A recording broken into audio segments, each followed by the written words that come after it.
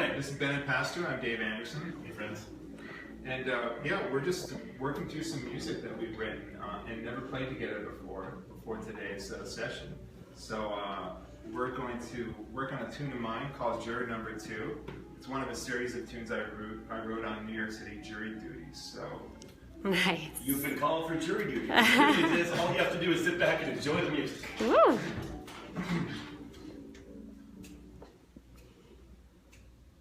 One, two, three, two.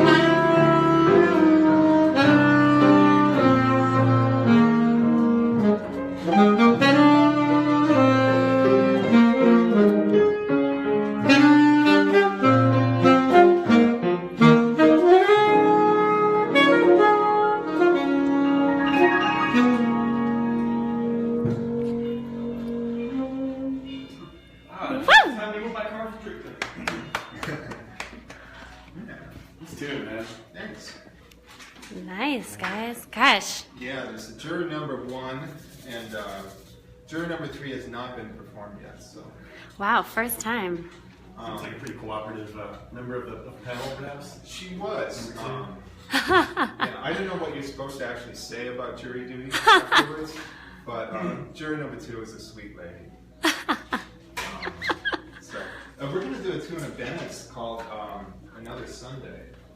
Okay, great. You can say about the title or I was telling Dave before, this was sort of an attempt to not work too hard, to write a tune that was in the spirit of the classical American songbook tunes of like the 30s, 40s, your Irving Berlin, Cole Porter, Gershwin tunes. What if we just, instead of trying to reinvent the jazz, just wrote a tune that sounded kind of like a classic standard? So I think, leave it up to you to decide whether we succeeded or not. But I do enjoy playing this one, and it stayed in the book for a while. So but this is our first time playing it together. So Yeah. Great. Cool. So,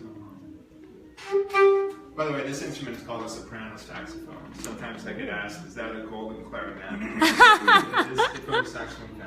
It's probably easier to carry on the subway. It is. A little lighter. Yeah.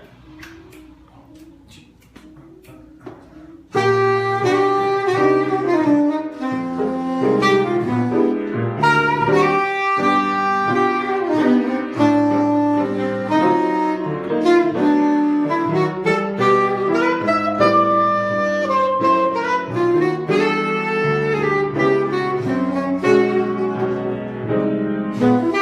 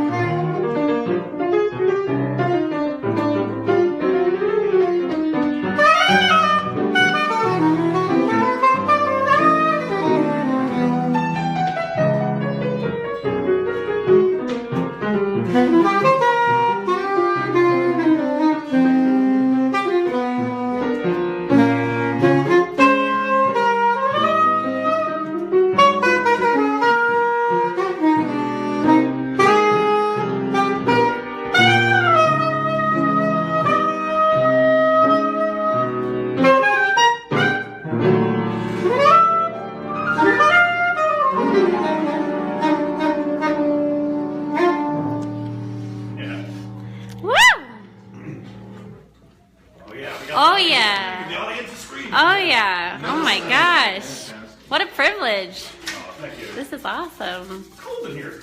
It is. I'm still hot from my walk, but it is cool. It is. It's supposed to be 95 today in New York City, but Woo! at Spaceworks, it is air conditioned. Oh, here. thank you for that, Dave. Right? Thank you. Shouting out. It's the time now, friend. Shouting out. So while you guys prep for your next song, super excited, I'm wondering, so you guys were talking about how, Park Slope used to be the center for jazz musicians. Everyone's kind of moved out to other neighborhoods. What does it take in this constantly changing city to sustain a creative music practice? Like, what are the pieces that you guys have found?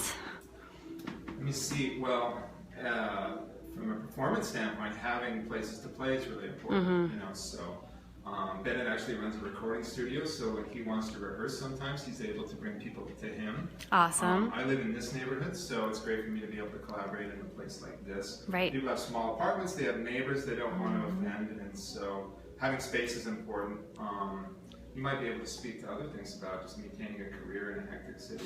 Yeah. I mean, I would definitely say having a place to do your thing in New York is like half the battle. If you have a place to do your creative endeavor, then you have an opportunity then to do it. So it's great that Spaceworks and the mayor's office are. My career is kind of just what's happened in my 20 years of playing music in New York. It's being diverse, being able to do lots of different kinds of things, which means, for me, playing different styles of music, doing written sheet music for people on Sibelius. So just different people rely on me for different things, and the artists with whom I work can count on me to be able to be sort of broad-based.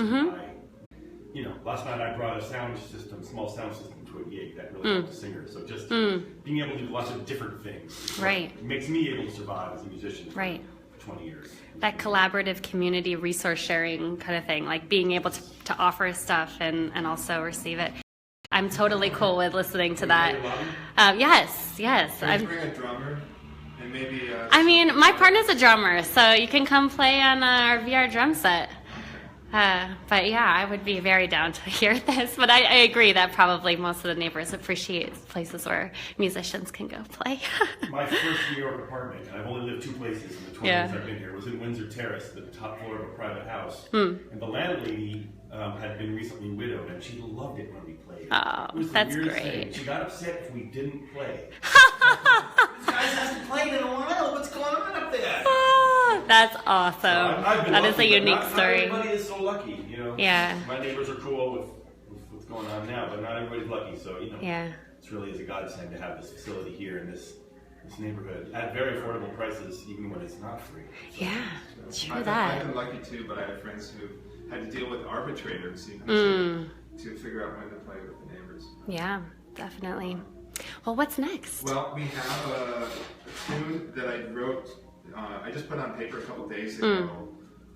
I read a lot of portraits of people. This one's called Bad Seed. So I don't know if this is, that positive of a but we're going to read this through and see kind of how it goes. So Great. I'll play a short version of it, and maybe a little.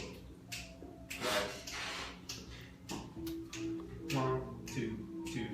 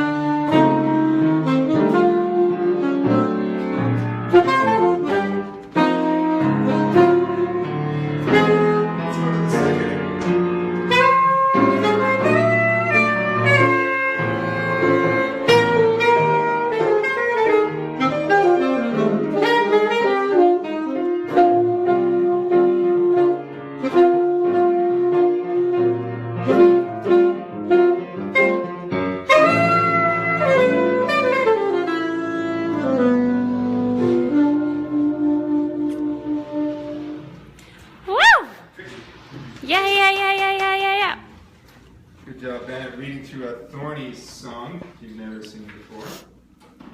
Man, I am so impressed. You know, I grew up playing piano, and I would literally sit there marking B, D, G until I could, okay, I know what they are, now I can learn it. But to read it, it's just true professionals right here.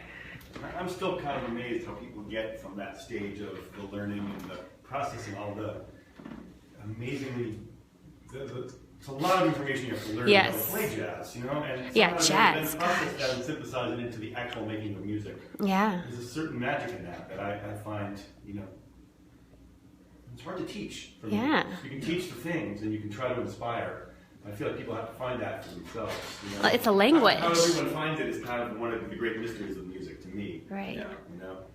And you could be reading, you know, Spanish on that for how different it is really, and what you're looking at and interpreting it and putting it through your like soul.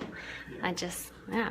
And it's like a language, so it's nice to meet people who play the language. We can get together, even if we've never played before. Hopefully, we'll play in the future. And this is a language we speak. So. Yeah. We've been playing some music that we've written. We're going to play one by another composer that the jazz world lost in the last couple of years. This is a Horace Silver tune, and it's called Peace. Great.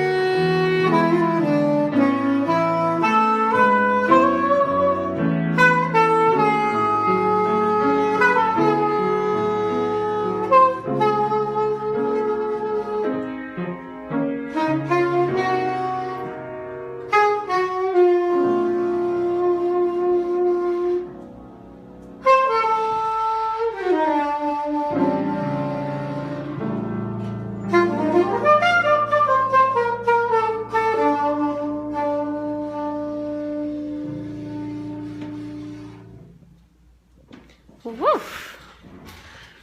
Awesome. Cool. So what do you do after you play Horace Silver? Well, it's been so great to come and hear you guys play. Thank you for letting me come into your rehearsal, part of New York Music Month.